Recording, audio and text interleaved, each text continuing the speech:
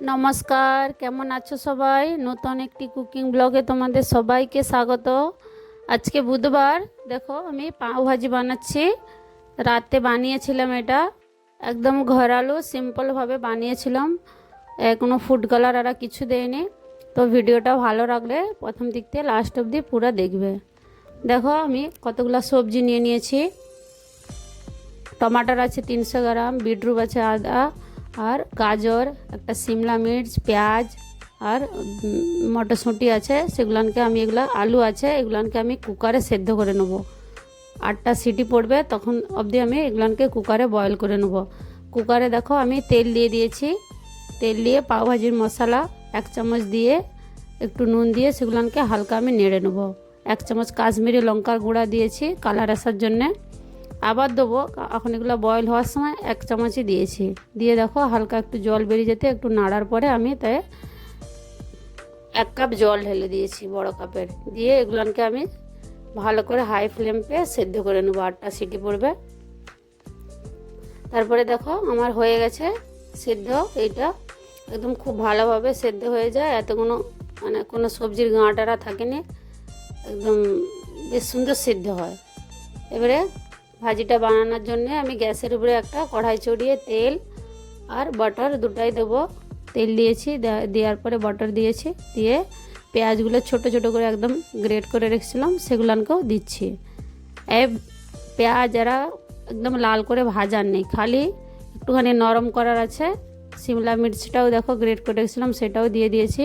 আদা আর রসুন বাটা একটু সেটাও দেবো, কেননা পাওভাজিতে আদা রসুন বাটা না দিলে টেস্ট হয়নি।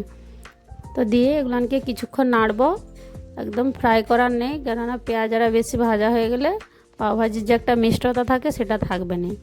তো কিছুক্ষণ নাড়ার পরে আমি কিছু ঘরালু মশলা অ্যাড করব। প্রথমে স্বাদ অনুসার নুন দিচ্ছি, নুনটা আগেও দিয়েছিলাম, নুন টেস্ট এতে দিতে হবে। হলুদ আধা চামচ, হলুদটা কমই দেই। আর যে লঙ্কা গুঁড়োটা ঝাল লাগে সেটাও আধা চামচ দিয়েছি, কেন পাওভাজি মশলাতে ঝাল লাগে।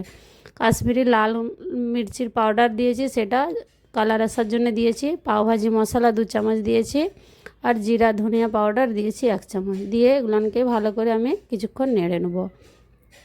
নাড়ার পরে আমি 1-2 সেকেন্ডের জন্য একটু ঢেকে দেবো।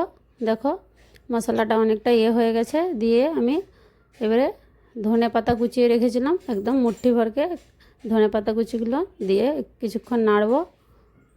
নাড়ার পরে আমি সেদ্ধ করে রেখেছিলাম যে কুকারে আলু সবজিগুলো, সেগুলো এর সাথে দিয়ে দিচ্ছি।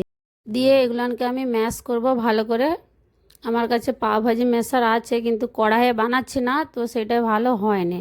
সেই জন্য আমি গ্লাসে করে এগুলোকে ভালো করে ম্যাশ করে নেব। একদম অনেকক্ষণ ধরে ম্যাশ করলে খুব ভালো করেই ম্যাশ হয়ে যায়, কেননা কুকারে বানিয়েছি। একদম সব পুরো একদম ভালোভাবেই কুক হয়েছে, দারুণই বয়েল হয়েছে।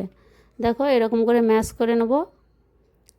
আর এরকম দেখো ঠিকটা হয়েছে। এতে আমি এবারে গরম জল অ্যাড করব। কত সুন্দর ম্যাশ হয়ে গেছে, কালারটাও খুব সুন্দর এসছে, কারণ আমি আর ফুড কালার আর কিছুই দেয়নি। দোকানে যেমন ফুড কালার দেয়, রেস্টুরেন্টরা খেলে সেরকম ফুড কালার আর কিছুই দেয়নি। নর্মাল যেই সকল লঙ্কা গুঁড়োরা কালার। আর উপর থেকে গরম জল ঢেলে কিছুটা ধনে পাতা কুচি দিয়েছি, বাস একটু বাটারও দিয়ে দিচ্ছি। ব্যাস আমার পাওভাজি রেডি হয়ে গেছে প্লেটিংয়ের জন্যে। যদি ভালো লাগে তোমরা একবার ট্রাই করতে পারো, কেন আমি বোম্বে 2004 সালে যখন প্রথম এসেছিলাম, আমি এই পাওভাজি খেয়ে এসেছিলাম চৌপাটিতে, যে খুব সুন্দর লেগেছিলো। তখন এত জানতাম না, খেয়েছিলাম বেশ ভালো। কিন্তু এখন আমি হার সপ্তাহে একবার করে বানাই, কেননা এটা শীতকালে বেশি ভালো লাগে খেতে, কেননা শীতের সময় সবজিগুলো সব ভালো হয়, মটরশুঁটি গাজর এরা, এই জন্য ভালো লাগে। গ্যাসের উপরে একটা প্যান বসিয়ে আমি একটু বাটার লাগিয়ে ওগুলানকে এইভাবে আমি একটু সেঁকে নেবো। বাস আজকে আমার পাওভাজি সিম্পল একদম ঘরালুভাবে হয়ে গেছে। আজকের ভিডিওটা যদি ভালো লাগে লাইক কমেন্ট শেয়ার অবশ্যই করবে। তোমরাও একবার এভাবে বানিয়ে ট্রাই করে দেখতে পারো। সবাই ভালো থাকবে, সুস্থ থাকবে। আবার নেক্সট ব্লগ মে নতুন একটি রেসিপির সাথে।